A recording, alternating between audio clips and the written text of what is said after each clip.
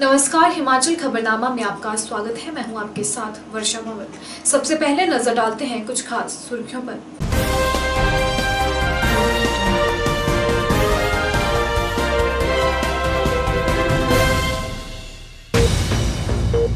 स्वास्थ्य मंत्री doctor Rajiv Saizal corona update लेने पहुंचे बिलासपुर। प्रशासनिक व स्वास्थ्य अधिकारियों के साथ कोरोना को लेकर की समीक्षा बैठक।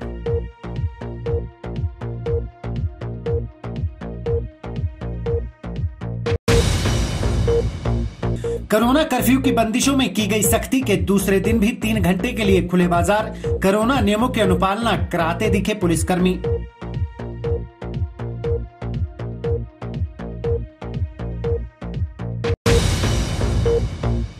कोरोना संक्रमण के बढ़ते मामलों के चलते राजधानी शिमला के सभी वार्ड्स को किया जा रहा है सैनिटाइज।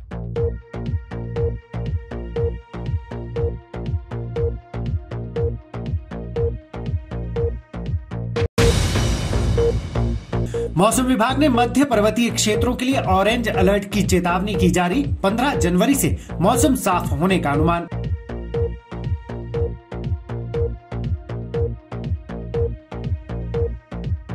सुर्खियों के बाद अब खबरें विस्तार से। प्रदेश सरकार की ओर से कोविड-19 टीकाकरण के लिए अग्रणी कार्यकर्ता फ्रंटलाइन वर्कर के रूप में चिन्हित मीडिया कर्मियों के लिए सूचना एवं जनसंपर्क विभाग हमीरपुर की ओर से टीकाकरण शिविर का आयोजन जिला प्रशासन एवं स्वास्थ्य विभाग के सहयोग से किया गया। शिविर में लगभग 50 मीडिया कर्मियों का टीकाकरण किया गया। इस दौरान उपायुक्त हमीरपुर देवश्वेता बनिक ने कैंप में पहुंचकर मीडिया कर्मियों का उत्साह बढ़ाया।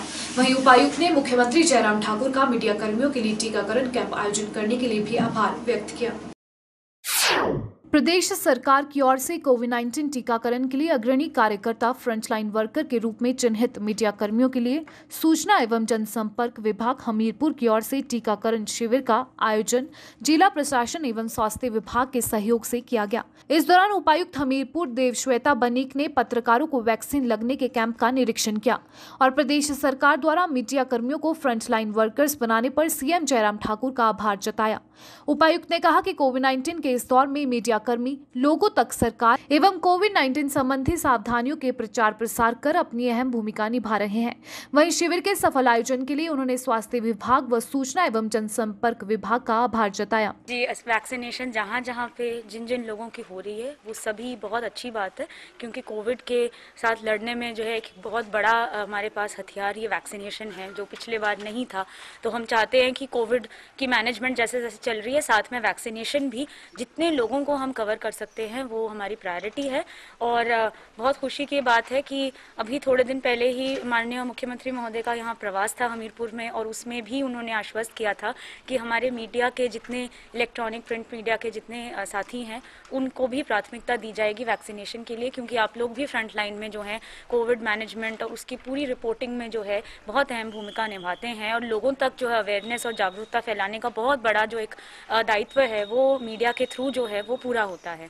तो इसी के चलते हम बहुत शुक्रगुजार हैं माननीय मुख्यमंत्री महोदय का स्पेशली, क्योंकि उन्होंने इस वार्ता को आगे लेके जाते हुए उन्होंने मीडिया को भी फ्रंटलाइन वर्कर्स की कैटेगरी में घोषित और शामिल करने का निर्णय लिया है। और उसी कड़ी में हमने जो है आज ये थोड़ा सा फैसिलिटेट सबको करने के लिए एक जगह पे वैक्सीनेशन की शुरुआत करने के लिए आज यहाँ पे एक कैंप लगाया है। हम ये आखिरी नहीं है, हम बस इसको शुरुआत एक तरह से विधिवत करना चाहते थे, क्योंकि उसमें काफ़ी सारी प्रोसेस होती है। आइडेंटिफिकेशन प्रॉपर जो है हमारे सभी मीडिया प्रतिनिधियों के पास होनी चाहिए, क्योंकि डॉक्यूमेंटेशन में कल को गवर्नमेंट ऑफ इंडिया के पोर्टल में चढ़ता है। तो वो सारी चीज़ें थी, तो इसीलिए ताकि सबको थोड़ी सी सहूलियत हो, इसीलिए कैंप की शुरुआत हमने ऐसे की है। बाकी जो जो पात्र हैं उनका इसी प्रोसेस में आगे भी किसी कारण से अगर कोई आज नहीं शामिल हो पाता है तो भी अलग अलग जगहों पे जहाँ पे वैक्सीनेशन हो रही है हेल्थ डिपार्टमेंट की, वहाँ पे कभी भी जो है वो अपने दस्तावेज लेके जा सकते हैं या अपने आप को रजिस्टर करके लगवा सकते हैं। और हम खासकर जो है हमारे चीफ मेडिकल ऑफिसर हमीरपुर और DPRO हमीरपुर का जो है हम आभार प्रकट करते हैं। इन्होंने बहुत कम समय में जो है सारा सेटअप जो है वो तैयार करके आज इस वैक्सीनेशन कैंप को आयोजन करने में बहुत बड़ी भूमिका निभाई है। प्रदेश के स्वास्थ्य मंत्री डॉक्टर राजीव सहजल जिला का कोरोना अपडेट लेने के लिए बिलासपुर पहुंचे। उन्होंने स्थानीय परिधि गृह में प्रशासनिक व स्वास्थ्य अधिकारियों के साथ कोरोना को लेकर समीक्षा बैठक की। बैठक में सदर विधायक सुभाष ठाकुर, उपायुक्त रोहित जम्वाल व मुख्य चिकित्सा अधिकारी डॉक्टर प्रकाश दरोज उपस्थित रहे। उन्होंने बताया कि प्रदेश में वैक्सीनेशन की स्थिति बेहतर है, जिसका परिणाम यह है कि पूरे देश भर में वैक्सीनेशन को लेकर हिमाचल प्रदेश टॉप 5 राज्यों में भी शामिल है। प्रदेश में बेड की स्थिति भी माकूल है, यहाँ बेड की कोई कमी नहीं है। इसके अलावा स्वास्थ्य मंत्री ने शहर के कई क्षेत्रों में जाकर होम क्वारंटीन मरीजों का हाल भी जाना। प्रशासनिक अधिकारियों के साथ मंत्री ने मरीजों के घरों के बाहर खड़े होकर उनसे बातचीत भी की। डोजेज जो है वो शीघ्र जो है प्रदेश को उपलब्ध हो जाएंगी और चरणबद्ध ढंग से जो है फिर 18 वर्ष से ऊपर के आयु वर्ग के लोगों के लिए भी ये वैक्सीनेशन का जो कार्यक्रम है वो हिमाचल प्रदेश में शुरू हो जाएगा। मुझे लगता है ये हफ्ते 10 दिन के अंदर जो है ये डोजेज जो है वो हिमाचल प्रदेश को मिल जाएंगी और इसके लिए जो भी शुल्क था वो जमा करवा दिया गया है, बहुत जल्दी जो है ये हमको उपलब्ध हो जाएगा। लेकिन सिर्फ औषध की जो है वो मात्रा जो है वो बदल जाती है, तो इसमें अगर इसको हम अध्ययन भी करेंगे कि किस गति से जो है ये बच्चों में रोग जो है वो संक्रमण फैल रहा है, तो अगर उसके लिए कोई विशेष उपाय करने होंगे तो निश्चित तौर से हम इसके लिए विशेष व्यवस्थाएं भी करेंगे और विशेष उपाय भी करेंगे ताकि बच्चों को भी जो है इस रोग से संक्रमित होने से बचाया जा सके और जो संक्रमित हो रहे हैं उनका ट्रीटमेंट जो है वो ठीक प्रकार से हो। प्रदेश में 18 वर्ष से अधिक आयु के लोगों के लिए 1 मई से शुरू होने वाला वैक्सीनेशन अभियान अभी तक शुरू नहीं हो पाया है। जिला सिरमौर की अगर बात करें तो यहां 18 वर्ष से अधिक आयु के लोगों को लगने वाली वैक्सीन की पहली खेप भी स्वास्थ्य विभाग को उपलब्ध नहीं हुई है, जिस कारण पंजीकरण करवा चुके युवाओं में सरकार के खिलाफ भारी रोष है। वहीं सीएमओ सिरमौर डॉक्टर के पराशर ने उम्मीद जताते हुए कहा कि 14 मई तक वैक्सीनेशन उपलब्ध हो जाएगी, जिसके बाद वैक्सीनेशन अभियान शुरू कर दिया जाएगा। प्रदेश में 18 वर्ष से अधिक आयु के लोगों के लिए 1 मई से शुरू होने वाला वैक्सीनेशन अभियान अभी तक शुरू नहीं हो पाया है। युवाओं का कहना है कि प्रदेश में दिन प्रतिदिन बढ़ते कोरोना के मामलों को देखते हुए लोग वैक्सीनेशन करवाने अब स्वास्थ्य विभाग के केंद्रों में पहुंच रहे हैं, लेकिन सिरमौर जिला की अगर बात करें तो यहां 18 वर्ष से अधिक आयु के लोगों को लगने वाली वैक्सीन की पहली खेप भी उपलब्ध नहीं हुई है। युवाओं का कहना है कि उन्हें वैक्सीनेशन के लिए पंजीकरण तो करवाया है, लेकिन वैक्सीन कब लगेगी और किस केंद्र में लगनी है, इस बारे में कोई जानकारी विभाग द्वारा नहीं दी गई है। वैक्सीनेशन अभियान 1 मई से शुरू होना था, लेकिन 10 दिन बीत जाने के बाद भी वैक्सीन उपलब्ध नहीं हुई है, जिसके चलते युवाओं में प्रदेश सरकार के खिलाफ भारी रोष है। मैंने अपना पंजीकरण 28 तारीख को ऑनलाइन करवाया था, मगर अब तक मुझे वैक्सीनेशन नहीं लगी है और 1 तारीख को 18 से ज़्यादा आयु वाले बंदों को पंजीकरण करना था, वैक्सीनेशन करनी थी, अब तक वो नहीं आई है। पूछने पे उन्होंने कहा है जब वैक्सीनेशन आएगी तो हम बता देंगे। केंद्र सरकार द्वारा जो 1 मई से 18 से 45 वर्ष के युवाओं को जो वैक्सीन डोज देने का जो निर्णय लिया गया था वो हिमाचल में अभी तक शुरू नहीं हुआ है। हिमाचल प्रदेश में युवाओं को वैक्सीन डोज बिल्कुल भी नहीं दी जा रही है और जिससे प्रदेश भर के युवाओं में सरकार के जो खिलाफ है वो रोष फैला हुआ है। वहीं सीएमओ सिरमौर डॉक्टर के पराशर ने कहा कि सिरमौर में 18 वर्ष से अधिक आयु के लोगों का वैक्सीनेशन 1 मई से शुरू होना था, लेकिन वैक्सीन उपलब्ध नहीं होने के कारण अभियान शुरू करने में देर हुई है। उन्होंने उम्मीद जताते हुए कहा कि 14 मई तक वैक्सीन उपलब्ध हो जाएगी, जिसके बाद वैक्सीनेशन अभियान शुरू कर दिया जाएगा। डिस्ट्रिक्ट सिरमौर में जो 18 प्लस का जो वैक्सीनेशन स्टार्ट होना था, 18 plus up to 44 years age group का, तो उसमें हमारा पहले प्लान 1 मई से था, लेकिन अभी वैक्सीन की उपलब्धता न होने की वजह से ये जल्दी हम शुरू करने जा रहे हैं। जैसे ही वैक्सीन उपलब्ध हो जाएगी हम इसको शुरू कर देंगे, तो ये हमें अभी उम्मीद है कि 14 तारीख से पहले ये वैक्सीन हमें मिल जाएगी। और इसमें मेरी रिक्वेस्ट ये रहेगी कि लोग बाग रजिस्ट्रेशन जरूर करवा लें, क्योंकि वैक्सीनेशन साइट पे इसका रजिस्ट्रेशन नहीं होगा, पहले से ही रजिस्टर्ड होकर उनको वहाँ पे वैक्सीनेशन साइट पे आना पड़ेगा, तभी उनका वैक्सीनेशन हो पाएगा। पुलिस प्रशासन बिलासपुर अपने पुलिस कर्मियों का विशेष ध्यान रखे हुए हैं। अब अगर कोई पुलिसकर्मी कोविड पॉजिटिव पाया जाता है तो उसका इलाज पुलिस लाइन में किया जाएगा। इसके लिए पुलिस प्रशासन ने अपनी पूरी तैयारियां कर ली हैं और नगर के पुलिस लाइन लखनपुर में 5 बेड का आइसोलेशन वार्ड भी तैयार कर दिया है। इस वार्ड में ऑक्सीजन सिलेंडर से लेकर दवाइयां उपलब्ध होंगी। बिलासपुर एसपी दिवाकर शर्मा ने बताया कि डीजीपी मुख्यालय से बतौर जारी आदेशानुसार यह कार्य किया गया है। इस संदर्भ में बिलासपुर पुलिस लाइन के 10 जवानों को बतौर ट्रेनिंग भी दी गई है। यह ट्रेनिंग स्वास्थ्य विभाग द्वारा प्रायोजित की गई थी, जिसमें कोविड मरीज के इलाज के साथ साथ अपनी सुरक्षा के बारे में विशेष रूप से बताया गया है। हमारे जो पुलिसकर्मी हैं वो सवार घाट में, गरामोड़ा में, बाकी विभिन्न जगह में हैं, वो आपकी वहाँ पर मदद करेंगे। साथ ही मैं ये भी बताना चाहूँगा कि हमारे जो डीजीपी साहब हैं उन्होंने हमें आदेश दिए हैं कि हम अपने पुलिस लाइंस में जो आइसोलेशन सेंटर्स हैं उसको वहाँ पे इस्टेब्लिश करें। इसका मतलब ये हुआ कि जैसे हमारे पुलिसकर्मी जो पॉजिटिव आ रहे हैं तो वहाँ पे हमने आइसोलेशन सेंटर को क्रिएट किया है, वहाँ पे हमने बेड्स लगा दिए हैं, वहाँ पे हमने ऑक्सीजन सिलेंडर्स इस्टेब्लिश किए हैं, दवाइयाँ ली हैं और हमने जो अपने 10 पुलिसकर्मी हैं उनको इसमें ट्रेन किया है। तो जैसे जैसे ये सर्ज बढ़ता जा रहा है तो डीजीपी साहब के आदेश के बाद जो हर डिस्ट्रिक्ट और हर यूनिट ने अपना जो ये आइसोलेशन सेंटर्स है ये हमने इस्टेब्लिश कर दिया है ताकि हम जो चुनौती हैं उसको प्रॉपर तरीके से फेस कर सकें। कोविड महामारी के दौरान मरीजों को दिक्कतों का सामना न करना पड़े, इसके लिए सामाजिक संस्थाएं भी बढ़ चढ़कर आगे आ रही हैं। हमीरपुर में भी doctor Pushpendra Verma fan club संस्था द्वारा स्वास्थ्य विभाग को एक एम्बुलेंस भेंट की गई। इस अवसर पर क्लब के अध्यक्ष डॉक्टर पुष्पेंद्र वर्मा ने जिला स्वास्थ्य अधिकारी डॉक्टर संजय जगोता को एम्बुलेंस की चाबियां सौंपी। वहीं इस दौरान संस्था द्वारा कोविड मरीजों के लिए एक हेल्पलाइन नंबर भी जारी किया गया। कोविड महामारी के दौरान मरीजों को दिक्कतों का सामना न करना पड़े, इसके लिए हमीरपुर की doctor Pushpendra Verma fan club संस्था द्वारा स्वास्थ्य विभाग को एक एम्बुलेंस भेंट की गई। संस्था के अध्यक्ष डॉक्टर पुष्पेंद्र वर्मा ने कहा कि कोविड एम्बुलेंस मरीजों को सुविधा देने के लिए स्वास्थ्य विभाग को भेंट की गई है, क्योंकि कई बार लोगों को समय पर सुविधा नहीं मिल पा रही थी। उन्होंने कहा कि क्लब ने हेल्पलाइन नंबर भी जारी किया है, जिससे कोविड मरीजों की मदद की जा सकेगी और यह सेवा बिल्कुल निःशुल्क होगी। उन्होंने बताया कि पिछले 1.5 साल से सैनिटाइजेशन का अभियान भी चला हुआ है और आगे भी जारी रहेगा ताकि महामारी से छुटकारा मिल सके। कोविड पेशेंट को कई बार इतना ज़्यादा हो जा रहा है लोड के सरकार जितना ज़्यादा जोर लगा रही है, लेकिन फिर भी कहीं ना कहीं कमियां रह रही हैं। तो हम कोशिश कर रहे हैं कि हम सरकार के साथ कंधे से कंधा मिला के इस समय अपनी मानवता को बचाने के लिए जोर लगाएं। तो ये हमारा जो स्वयंसेवी संस्था है doctor Pushpendra Verma fans club, उसकी तरफ से हमने ये जो अपनी एम्बुलेंस है इसकी हम हेल्पलाइन नंबर भी जारी कर रहे हैं और हम धन्यवादी हैं डॉक्टर संजय जगोता जी डिस्ट्रिक्ट हेल्थ ऑफिसर के कि वो आए और इसको इन्होंने आज लॉन्च किया। और ये सेवा कोविड रोगियों के लिए है जो होम आइसोलेट हैं और उनको ज़रूरत पड़ रही है और तब तत्काल अगर कुछ नहीं मिल रहा है तो ये हमारे इस हेल्पलाइन नंबर का जो है वो इस्तेमाल कर सकते हैं। वहीं जिला स्वास्थ्य अधिकारी डॉक्टर संजय जगोता ने कहा कि संस्था द्वारा कोविड मरीजों की सेवा के लिए एम्बुलेंस दान की गई है, जो बेहद सराहनीय है। उन्होंने कहा कि इससे कोविड के मरीजों को काफी मदद मिलेगी और विभाग इस काम के लिए संस्था का आभार व्यक्त करता है। उन्होंने कहा कि इस एम्बुलेंस से मरीज को कहीं भी आने वाले जाने में मदद मिलेगी। स्वयंसेवी संस्था से एक अनुरोध आया था कोविड की गंभीर समस्या को देखते हुए, उन्होंने हमें एक एम्बुलेंस की 24 घंटे उपलब्धता कराने की पेशकश की है। तो उस उपलक्ष्य में आज ये एम्बुलेंस हमें लेने जा रहे हैं।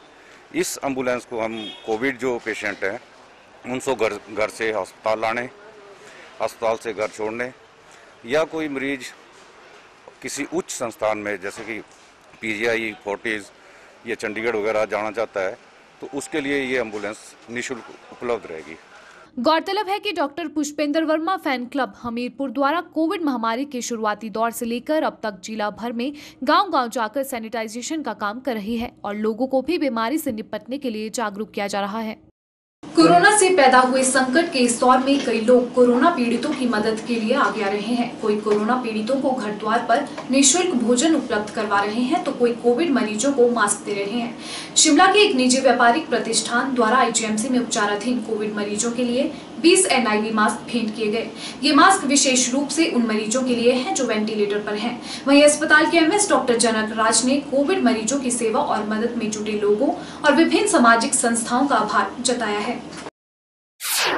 आईजीएमसी के MS डॉक्टर जनक राज ने कहा कि आईजीएमसी अस्पताल में कोरोना संक्रमित मरीजों की मदद के लिए बहुत दानी सज्जन आगे आ रहे हैं। ये दौर सभी के लिए मुश्किलों भरा है, लेकिन सबको मिलजुल कर ही इस महामारी से निपटने का प्रयास करना होगा।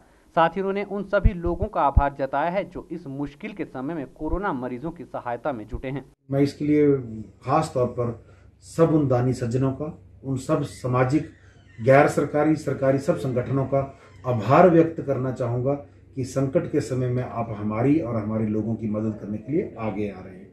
देखिए, ये इस समय में हम लोगों को खासकर इन चीज़ों की आवश्यकता इसलिए पड़ रही है लोगों की हेल्प के लिए, क्योंकि सरकारी सिस्टम में जो पैसे को खर्च करने का, जो चीज़ों को खरीदने की एक प्रक्रिया, एक लेट डाउन क्राइटेरिया है, उस क्राइटेरिया को अगर हम नहीं फॉलो करेंगे तो कभी ना कभी हम पर जरूर इस तरह की जरूर चीज़ें होती हैं कि जो हमारी कार्य प्रणाली पर सवालिया निशान लगा सकते हैं। तो उन चीज़ों से भी हमने अपने आप को बचाना है और लोगों की भी हमने मदद करनी है। तो ऐसे समय में क्या रहा है, जैसा सबको जानकारी है कि लोगों ने चीज़ों को स्टॉक कर लिया है। जो चीज़ 50 रुपये की थी उसकी रेट बढ़ गया है, ब्लैक में चीज़ बिकती है। तो वो ओपन में, प्राइवेट में लोग ब्लैक में लेते हैं, लेते रहे हैं, आगे भी शायद लेते रहेंगे, पर एक सरकारी संस्थान होने के नाते हम मार्केट रेट पे और ब्लैक में चीज़ें नहीं खरीद सकते। वहीं आईजीएमसी को NIV फेस मास्क देने वाले निजी व्यापारिक प्रतिष्ठान के संचालक गौरव ने बताया कि उन्हें जानकारी मिली थी कि आईजीएमसी में कोरोना संक्रमित मरीजों को विशेष मास्क की आवश्यकता है, जिसके चलते उन्होंने अस्पताल को 20 NIV फेस मास्क दिए हैं। उन्होंने कहा कि आने वाले समय में भी यदि किसी और चीज की जरूरत पड़ती है तो वे सहायता के लिए हमेशा तत्पर हैं। और हमारे पास एक ऑनलाइन स्टोर भी है जिससे हम लोगों के घरों में ग्रोसरीज डिलीवर कराते हैं पूरे शिमला में, और पूरे शहर वासियों का हमें प्यार मिलता रहा है। तो अभी हमें लग रहा था कि व्यापार अपनी जगह है, बट एक नैतिक जिम्मेवारी, एक इंसानियत भी है। तो जहां हमें थोड़ा सूचना मिली कि यहाँ एक विशेष प्रकार के एक मास्क की आवश्यकता थी आईजीएमसी में, तो हमें लगा कि हमें वो डोनेट करने चाहिए ताकि उससे हमारे मरीजों को सुविधा मिल सके और हमारे मरीजों की लिए कुछ मदद हो सके। पहले ही हमारा आईजीएमसी प्रशासन और आईजीएमसी में तैनात डॉक्टर्स और मेडिकल कर्मी सब लोग इतनी मेहनत कर रहे हैं, तो हमसे भी अगर थोड़ा सा सहयोग हो सकता है तो ज़रूर हमें भी करना चाहिए। प्रदेश में बढ़ते कोरोना संक्रमण के मामलों के चलते भले ही कई तरह की बंदिशें लगाई गई है, लेकिन कोविड टीकाकरण अभियान को भी सफलतापूर्वक आयोजित करने में सरकार द्वारा विशेष इंतजाम किए गए हैं। इसी के चलते शिमला के रिज मैदान स्थित टाउन हॉल में भी 45 से 60 वर्ष के आयु वर्ग के लोगों का टीकाकरण किया जा रहा है। इस टीकाकरण के दौरान रोजाना लगभग 50 लोगों को वैक्सीन लगाई जा रही है। प्रदेश में कोरोना कर्फ्यू के चलते लगाई गई बंदिशों के बावजूद कोविड टीकाकरण अभियान सफलतापूर्वक आयोजित किया जा रहा है। टीकाकरण केंद्रों तक पहुंचने में लोगों को किसी तरह की परेशानी ना हो, इस बात का विशेष ख्याल रखा जा रहा है। शिमला के रिज मैदान स्थित टाउन हॉल में भी राजधानी के 45 से 60 वर्ष तक के आयु वर्ग के लोगों का टीकाकरण किया जा रहा है। टीकाकरण अभियान के दौरान लोगों की स्वास्थ्य जाँच कर रही डॉक्टर वंदना ने कहा कि यह अभियान सफलतापूर्वक आयोजित किया जा रहा है। लोगों की ज्यादा भीड़ न होने के चलते किसी प्रकार की कोई परेशानी नहीं हो रही है। उन्होंने कहा कि टाउन हॉल में अब सप्ताह के 3 दिन सोम, मंगल व बुधवार को ही टीकाकरण किया जाएगा। इसमें अप्रॉक्सीमेटली डेली 45 to 50 लोग आ जा रहे हैं और बहुत स्मूथली हो रहा है बिकॉज भीड़ नहीं हो रही। और दूसरी बात यह है कि हमारे पास ओपन स्पेस है, बाकी बहुत बढ़ चढ़ के लोग भाग ले रहे हैं और अच्छे से चला है हमारा वैक्सीनेशन का अभियान। वहीं टीका लगाने आए लोगों का कहना है कि उन्हें बंदिशें होने के बावजूद टीकाकरण स्थल तक पहुंचने में कोई परेशानी नहीं हुई। पुलिस जवान भी उनका पूरा सहयोग कर रहे हैं। उन्होंने कहा कि पूरी जांच के बाद ही टीकाकरण किया जा रहा है। आज मैंने अपनी माता जी को लगाई है। She is 92 years old and she is having first dose. नहीं, मुझे किसी ने नहीं रोका। पुलिस वाले से पूछा, मैंने उनसे पहले ही कह दिया था कि मैं अपनी मदर को वैक्सीनेशन के लिए आ रहा हूँ। कहते आप वैक्सीनेशन के लिए जा सकते हो, बड़े आराम से जा सकते हो। कोई रोक टोक नहीं है, आराम से आ रहे जा रहे हैं। अपना वैक्सीनेशन लगवाइए अपनी और सेफ रहिए। शिमला सब्जी मंडी में कोरोना नियमों की अवहेलना को लेकर मिली शिकायतों के बाद अब प्रशासन ने और सख्ती कर दी है। सब्जी मंडी में खरीदारी के दौरान लोग सोशल डिस्टेंसिंग के नियमों का पालन नहीं कर रहे थे, जिसके चलते अब प्रशासन ने सब्जी मंडी को जाने वाला रास्ता वन वे कर दिया है। सब्जी मंडी में जगह की कमी है, इस वजह से यहाँ पर ज्यादा भीड़ होती है, जिसके कारण यहाँ कोरोना संक्रमण का खतरा ज्यादा रहता है। वन वे होने के बाद अब यहाँ लोगों की भीड़ नहीं जुट सकेगी। सब्जी मंडी में वन वे को लेकर दुकानदारों का कहना है कि यह जिला प्रशासन का सराहनीय फैसला है। इससे अब कोरोना का खतरा कम हो जाएगा। उन्होंने कहा कि पिछले कल यहां काफी भीड़ थी क्योंकि सब्जी मंडी 3 दिन बाद खुली थी, इसलिए लोग ज्यादा आए थे, लेकिन आज कम लोग आए हैं। कल भीड़ ज्यादा हो गई थी, इससे संक्रमण का खतरा ज्यादा बढ़ गया था सब्जी मंडी में। इस वजह से आज पुलिस व्यवस्था अच्छी तरीके से निभाई जा रही है। आज तो बड़ी है, एक साइड से जा रहे हैं एक साइड से आ रहे हैं, तो बहुत अच्छा लग रहा है। कितना रस भी नहीं है आज, कल के बाद आज बहुत कम पब्लिक है। 2 दिन बाजार बंद होने के बाद, जैसे मतलब सोमवार का दिन था तो सोमवार को नेचुरली कभी भी आप आएंगे तो रश ज़्यादा होता है। आज आप देखेंगे मंगलवार है, आज चाहे 1 वे करिए या 2 वे करिए, रश इतना ही रहेगा। तो मतलब एतवार की छुट्टी के बाद कल, क्योंकि 2 दिन के बाद बाजार खुला था इसलिए रश ज़्यादा था, और आज इसका 1 वे करने से भी थोड़ा फर्क है। तो आज देख रहे हैं आपकी सब्जी मंडियों को खास रश नहीं है। वहीं सब्जी खरीदने आए लोगों ने कहा कि सभी लोगों को सामाजिक दूरी, बार बार हाथ धोना और जो भी सरकार ने दिशा निर्देश जारी किए हैं उनका पालन करना चाहिए, तभी इस महामारी से बचा जा सकता है। वहीं लोगों का कहना था कि सभी विक्रेताओं के कोविड टेस्ट जरूरी है, क्योंकि जरूरी नहीं कि ग्राहक से ही कोरोना हो, सब्जी विक्रेता से भी कोरोना हो सकता है। उन्होंने प्रशासन से मांग की कि सभी सब्जी विक्रेताओं के भी कोविड टेस्ट किए जाएं ताकि संक्रमण का खतरा कम हो। वन वे पहले भी 1 वे था, अभी भी हो गया, बहुत अच्छी बात है। और इसमें पब्लिक को भी खुद ब खुद रूल रेगुलेशन गाइडलाइन जो भी फॉलो करनी चाहिए।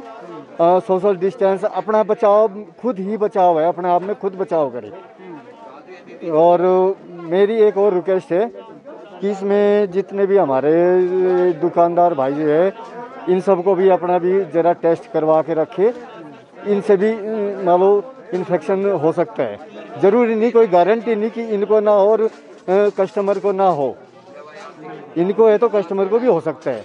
और ये विद अपने फोटोग्राफ और उसका टेस्ट रिपोर्ट बाहर लटका के रखे दुकान के बाहर, ये बहुत ज़रूरी है। मैं डीसी साहब से और सरकार से अनुरोध करता हूँ। गर्मियां शुरू होते ही नूरपुर उपमंडल के लोगों को पानी की किल्लत सताने लगी है। उपमंडल की हड़ल पंचायत के कपाड़ी गांव के लोग पिछले 10 दिनों से बिना पानी के गुजारा कर रहे हैं। लोगों का आरोप है कि विभाग के कर्मचारियों को इस समस्या के बारे में शिकायत भी सौंप चुके हैं, बावजूद इसके उनकी समस्या की अनदेखी की जा रही है। गाँव के लोगों का कहना है कि कोरोना कर्फ्यू के कारण वे पहले ही अपने घरों से बाहर निकलने में असमर्थ हैं, वही बिना पानी के इन्हें और परेशानियों का सामना करना पड़ रहा है। गर्मियां शुरू होते ही नूरपुर उपमंडल में पानी की किल्लत से लोग परेशान हैं। उपमंडल की हडल पंचायत के कपाड़ी गांव के निवासी रंजीत सिंह ने बताया कि पिछले 10 दिनों से उनके गांव में पानी नहीं आ रहा है।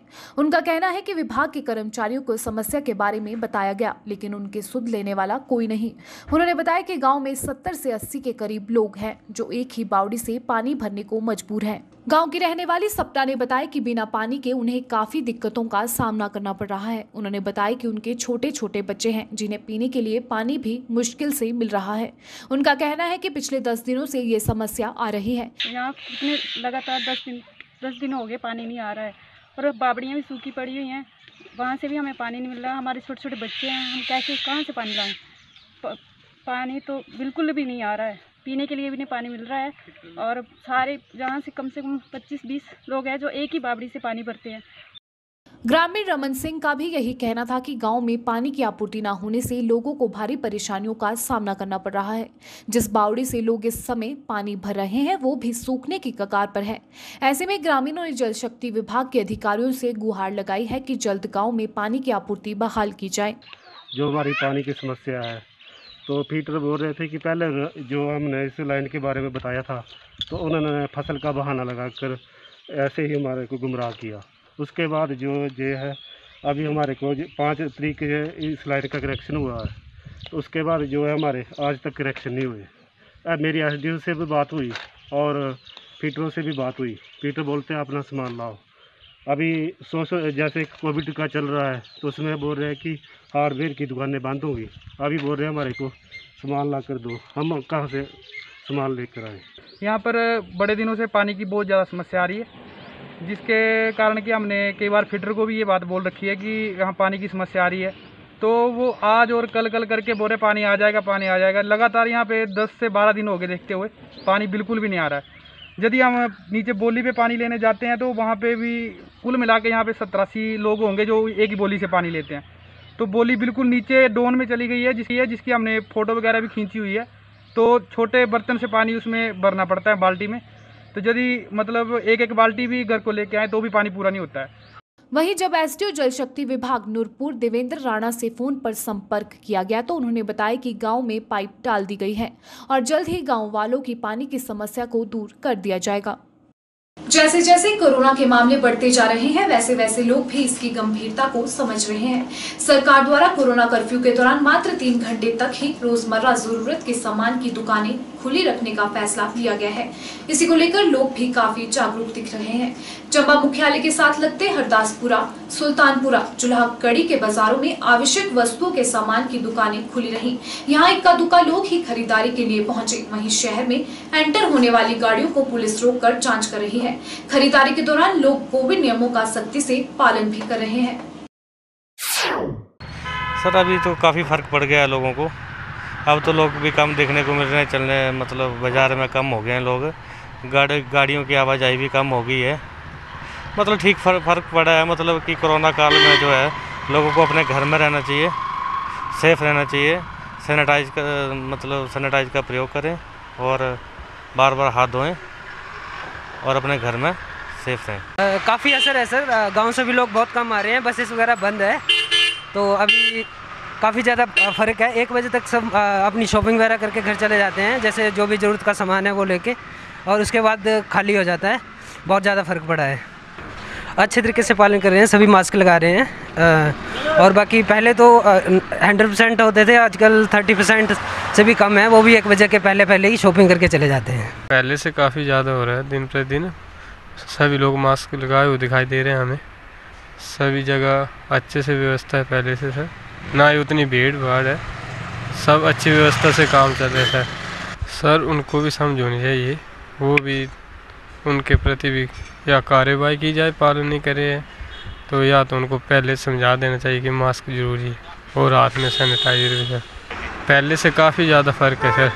बढ़ते कोरोना संक्रमण के बीच कई संगठन अनेकों रूप से मदद के लिए आगे आ रहे हैं। वहीं छात्र संगठन अखिल भारतीय विद्यार्थी परिषद ने सैनिटाइजेशन का जिम्मा संभाला है। जिला मुख्यालय नाहन में बीवीपी के कार्यकर्ताओं ने शहर के विभिन्न सार्वजनिक स्थलों को सैनिटाइज किया। विद्यार्थी परिषद के कार्यकर्ताओं ने बताया कि परिषद द्वारा कोरोना महामारी के कठिन दौर में जहाँ सैनिटाइजेशन का कार्य किया जा रहा है, वहीं जरूरतमंद लोगों तक अनेकों प्रकार से मदद पहुँचाई जा रही है। उन्होंने कहा कि परिषद के कार्यकर्ता लोगों को मास्क व सैनिटाइजर उपलब्ध करवाने के साथ साथ उन्हें कोरोना नियमों के बारे में भी जागरूक कर रहे हैं।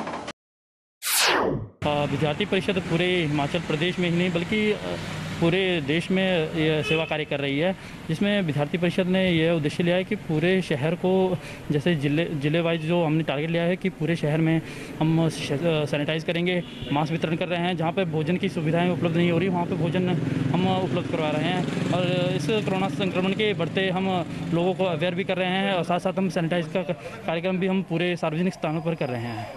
हमने आज जो हमने सैनिटाइज का कार्यक्रम किया है, ये हमने पूरे नाहन के जो बाज़ार है, पूरे बाज़ार में जो नाहन में पार्क है, पूरे पार्कों में और रानीताल की तरफ ऐसे कई अनेक सार्वजनिक स्थल हैं जहाँ पे हमने ये कार्य किया है। बाकी हम इसे लगातार हम जारी रखेंगे। शिमला में तेजी से फैल रहे कोरोना संक्रमण के चलते नगर निगम शिमला द्वारा एहतियातन शहर के सभी वार्डों को सैनिटाइज किया जा रहा है।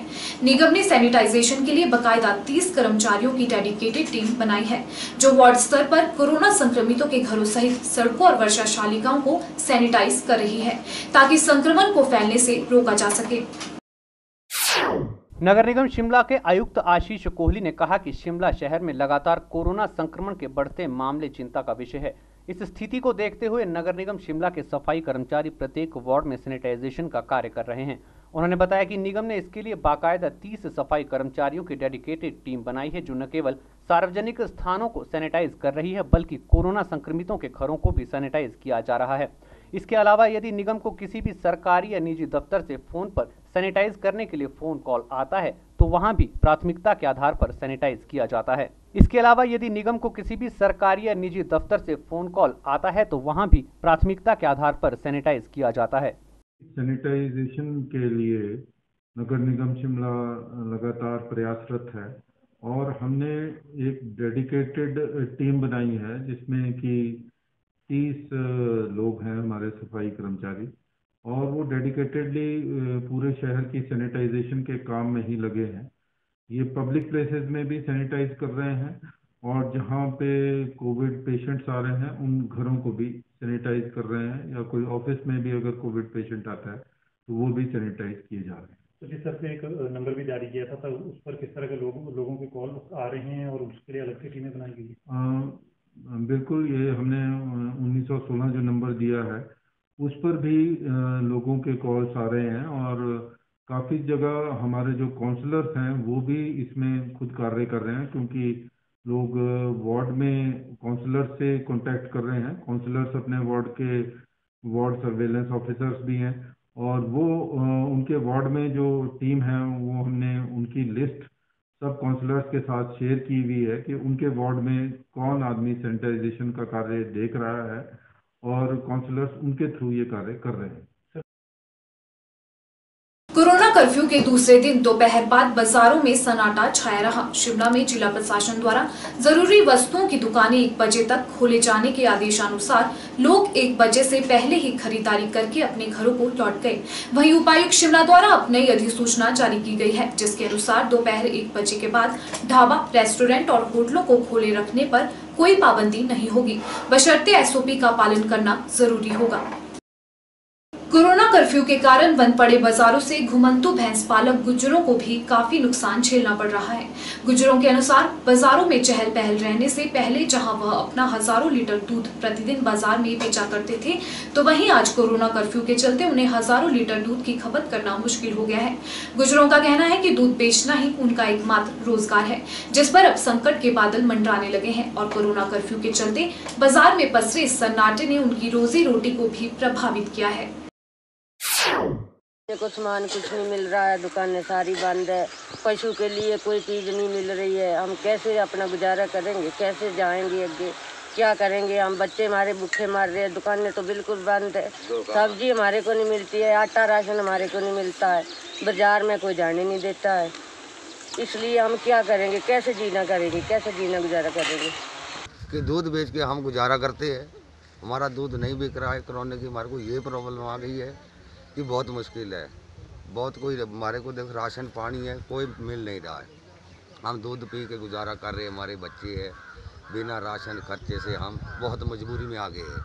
हमारे को बहुत प्रॉब्लम है जी, ये है। बाकी मान तो हम परिवार हमारा सब ठीक है। हिमाचल प्रदेश में पश्चिमी विक्षोभ के चलते लगातार परिवर्तित हो रहे मौसम को देखते हुए मंगलवार से मध्य पर्वतीय क्षेत्र के लिए ऑरेंज अलर्ट की चेतावनी दी गई है। मौसम विज्ञान केंद्र शिमला के निदेशक मनमोहन सिंह ने बताया कि लगातार हो रही बारिशों के कारण प्रदेश में तापमान में भी गिरावट दर्ज की गई है। उन्होंने कहा कि आगामी 15 मई के बाद मौसम साफ होने की उम्मीद है। हिमाचल प्रदेश में लगातार बदलते मौसम के चलते बीते कुछ दिनों से हो रही बारिश तथा ओलावृष्टि थमने का नाम नहीं ले रही है। मौसम विज्ञान केंद्र के निदेशक मनमोहन सिंह ने बताया कि हिमाचल प्रदेश के मध्यवर्ती क्षेत्रों में ऑरेंज अलर्ट जारी कर दिया गया है, जिसके चलते बारिश के साथ तेज हवाओं के चलने के भी आसार हैं।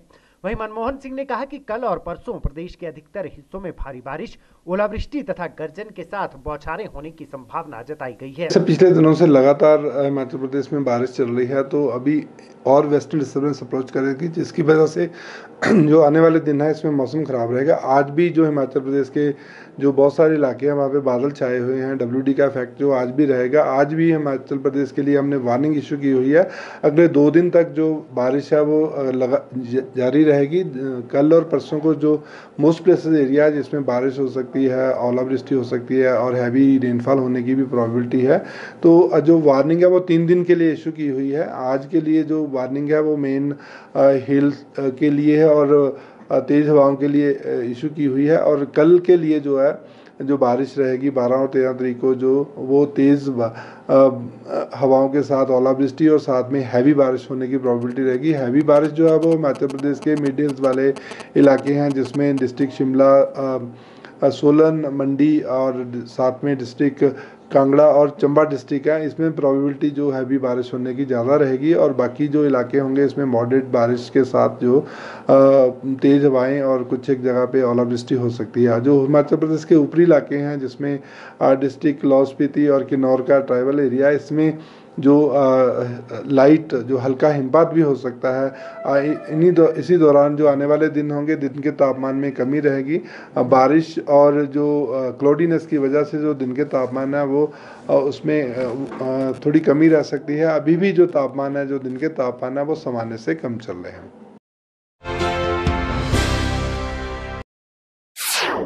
रोजाना कोरोना संक्रमितों के बढ़ते मामलों की वजह से जहां सरकारें चिंतित है, वहीं प्रशासन भी संक्रमण की रोकथाम के लिए दिन रात कार्य कर रहा है। एक और आम लोगों की लापरवाही की वजह से इस वायरस पर रोक लगाना मुश्किल हो पा रहा है। वहीं कुछ एक सरकारी कर्मचारियों की लापरवाही की वजह से इस वायरस को फैलाने की बखूबी कोशिश की जा रही है। सरकार द्वारा कोविड-19 को लेकर अलग अलग गाइडलाइंस जारी की गई है, जिसमें लोगों को मुंह पर मास्क पहनना, सोशल डिस्टेंसिंग का पालन करना जरूरी है। वहीं जिन कोरोना पॉजिटिव मरीजों की हॉस्पिटल में मौत हो रही है, उनका अंतिम संस्कार स्वास्थ्य विभाग और नगर परिषद द्वारा ही करवाया जाता है, जिसके लिए सरकार द्वारा बहुत ही सख्त गाइडलाइंस जारी की गई है। लेकिन जिस तरह से चंबा में दाह संस्कार के दरमियान की जा रही लापरवाही देखी जा रही है, उससे संक्रमण फैलने का खतरा और भी बढ़ जाता है। हॉस्पिटल से शव को एम्बुलेंस के जरिए अंतिम संस्कार के लिए लाया जाता है, लेकिन एक एम्बुलेंस जिसमें कोरोना पॉजिटिव व्यक्ति का शव रखा था, उसे न जाने किस कारण चंबा मुख्यालय के मुख्य चौक के पास करीबन 15 मिनट तक खड़ा रखा गया। इस बीच दर्जनों लोग उस गाड़ी के पास से गुजरते रहे और अगर गलती से उस शव का संक्रमण अन्य लोगों को छू जाए तो भयानक हो सकता है। शमशान घाट में कोरोना के नियमों का पूरी तरह से उल्लंघन देखने को मिल रहा है। यहाँ शव को जलने के लिए अकेले ही छोड़ दिया जाता है। जिन कर्मचारियों को इन शवों को जलाने के लिए तैनात किया गया है, वे पीपी किट, ग्लव्स और दूसरा सामान खुले में ही फेंक आते हैं। तस्वीरों में साफ तौर पर देखा जा सकता है कि शमशान घाट पर जहां शव को जलाया गया, वहां अधजले ग्लव्स और पीपी किट बिखरे पड़े हुए हैं। अगर गलती से भी कोई जानवर या मंदबुद्धि व्यक्ति इन्हें उठा ले या इसका इस्तेमाल कर ले तो आप खुद ही सोचें कि इसका परिणाम कितना भयानक हो सकता है। स्थानीय लोगों ने बताया कि कोरोना पॉजिटिव व्यक्तियों के शवों को जो लोग शमशान घाट में जलाने के लिए लाते हैं, वे पीपी किट, ग्लव्स और अन्य सामान को खुले में ही फेंक देते हैं। उन्होंने बताया कि यहां तक कि एक स्ट्रेचर भी झाड़ियों में फेंका हुआ मिला, जिसकी वजह से कोरोना संक्रमण फैलने का पूरा खतरा बना हुआ है। उन्होंने प्रशासन से आग्रह किया है कि इस तरह की लापरवाही ना की जाए, क्योंकि इस लापरवाही का नतीजा खतरनाक हो सकता है। जी, मेरा नाम अरविंदर है और मैंने आज देखा कि जो अपना बालू के समीप जो शमशान घाट है, वहाँ पे कोविड की डेड बॉडियाँ जलाई जा रही हैं, लेकिन जो व्यक्ति प्रशासन के द्वारा मुहैया करवाए गए हुए हैं, वो वहाँ जाके पीपी किटों को ओपन ही फेंक रहे हैं, जिससे कोविड का फैलने का खतरा बना रहेगा। मेरा प्रशासन से ये आग्रह है कि जिस भी व्यक्ति की वहाँ पे ड्यूटी लग रही है, ठीक है, वो वहाँ पर जाए, वो जो उन्होंने पीपी किटें पहनी हुई हैं वो उसे पूरी तरह से डिस्ट्रॉय करने के बाद वहाँ से आए, ताकि किसी को किसी तरह की कोई परेशानी ना हो। क्योंकि वो जो घाट है वो पूरे चंबे का घाट है, जहाँ पे जो भी व्यक्ति एक्सपायर होता है वो वहाँ लेके जाता है। मेरा एक बार फिर हाथ जोड़कर विनम्र प्रार्थना करता हूँ कि जो भी व्यक्ति वहाँ पे ड्यूटी पे जाएगा वो अपनी जो भी पीपी किट है उसको संपूर्ण तरह से डिस्ट्रॉय करे, ताकि जैसा कि मैंने अभी वहाँ देखा कि वहाँ पे स्ट्रेचर अलग जगह पड़ा हुआ है, मास्क अलग जगह पड़े हुए हैं, तो अगर वो उसे एक जगह इकट्ठा करके उसको डिस्ट्रॉय करे तो बहुत बढ़िया रहेगा। क्योंकि वहाँ बहुत व्यक्ति जाते हैं, कोई ऐसे सिंपल भी एक्सपायर होते हैं तो वहीं लेके जाना पड़ता है। तो यही कहूँगा कि आगे से जो भी ऐसा, भगवान ना करे कि कोई ऐसी प्रॉब्लम आए, लेकिन आती है तो उसको पूरी तरह से ये डिस्ट्रॉय करे, ताकि किसी को कोई दिक्कत ना हो। जब इस बारे में नगर परिषद के अधिकारी से पूछा गया तो उन्होंने कहा कि कर्मचारियों को सख्त हिदायतें दी गई है कि शव को जलाने के बाद उपयोग की गई वस्तुओं को पूरी तरह से नष्ट किया जाए। साथ ही कोरोना पॉजिटिव व्यक्ति के शव को सीढ़ियों के रास्ते शमशान घाट ले जाया जाए और सैनिटाइजेशन का पूरा ख्याल रखें। तो जैसे ये थोड़ा पीपी किट्स वगैरह का आया था कि पीपी किट्स बाहर मिली थी या पार्शियली जली थी, पूरे तरीके से जली नहीं थी, तो हमने आज ही आदेश जारी किए हैं कि जो भी पीपी किट्स होंगे, ग्लव्स होंगे, मास्क होंगे, वो सभी वहीं पे जलाए जाएंगे और जो भी हमारी कोरोना पॉजिटिव की बॉडी आती है उसके संस्कार सहित पूरे तरीके से किए जाएंगे। और बॉडी जो है वो स्ट्रेचर के थ्रू वहाँ से सीढ़ियों से लेके शमशान घाट तक लेके जाएगी। और सैनिटाइजेशन तो हम ऑलरेडी कर रहे हैं, सैनिटाइजेशन बिफोर एंड आफ्टर पूरी की जाएगी। और इस बात का ध्यान रखा जाएगा कि कोई भी सामान जो है चाहे वो कोई जो कोविड डेड बॉडी का कोई कपड़ा है, कुछ भी है, वो बाहर ऐसे लवारिस ना पड़ा हो। और साथ में हमारे जो सफाई कर्मचारी जो वहाँ पर बॉडी को जला रहे हैं, वो भी इस बात का आदेश के थ्रू ध्यान रखेंगे कि वो कोई भी उनका सामान बाहर ना पड़ा रह जाए। स्वारघाट व्यापार मंडल के प्रधान महेंद्र सिंह राणा ने फरिश्ता बनकर एक बेसहारा व अंधी गाय का उचित उपचार करवाकर इंसानियत का उदाहरण पेश किया है। महेंद्र सिंह ने बताया कि जैसे ही उन्हें इस गाय के बारे में पता चला, उन्होंने इस गाय को चारा व पानी के साथ साथ उपचार के लिए महादेव गौशाला पहुंचाया। आपको बता दें, इससे पूर्व भी वह बीमार, लाचार व अनेकों घायल गौवंश को उपचार दिलवाने का पुनीत कार्य कर चुके हैं।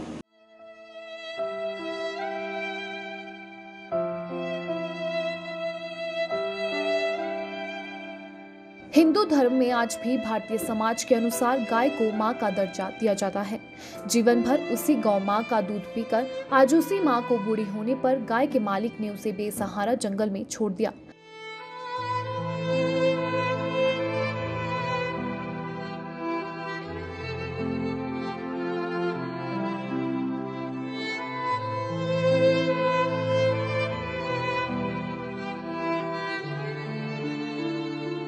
चारों तरफ बियावान जंगल, प्यास लगे तो पानी नहीं, भूख लगे तो चारा नहीं, आंखों में रोशनी न होने से कहीं आने जाने में लाचार यह गाय पिछले कई दिनों से गारामोड़ा जंगल में जिंदगी और मौत की लड़ाई लड़ रही थी।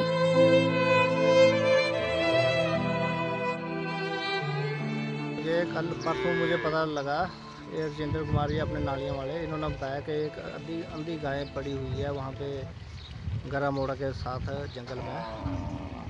तो जैसे मुझे पता लगा, कल भी हम पूरा दिन वहाँ घूमते रहे, कल हमें गाय मिली नहीं है जो अंधी गाय बताई थी। लेकिन आज हम फिर दोबारा गए वहाँ मौके पे, तो आज गाय हमें मिल गई। तो हमने गाड़ी में डालकर इसको महादेव गौशाला में छोड़ा है। अब ऐसा भी नहीं है कि इंसानियत भी पूरी तरह खत्म हो चुकी है। जैसे ही स्वारघाट व्यापार मंडल के प्रधान महेंद्र सिंह राणा को इस गाय के बारे में पता चला, उन्होंने इस गाय के चारा पानी के साथ उपचार के लिए भी इस गाय को महादेव गौशाला पहुंचाया। इससे पूर्व भी वह बीमार, लाचार व अनेकों घायल गौवंश को उपचार दिलवाने का पुनीत कार्य करते आ रहे हैं।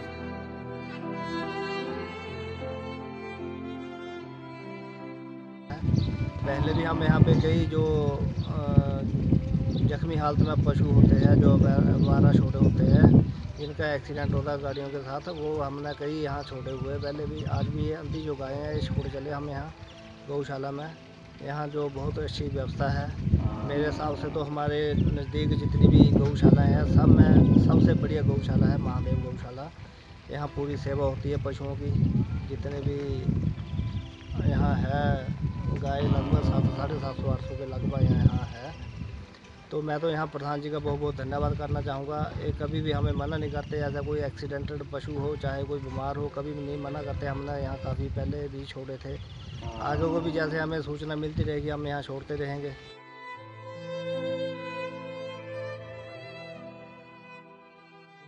हिमाचल खबरनामा के इस अंक में इतना ही। नमस्कार।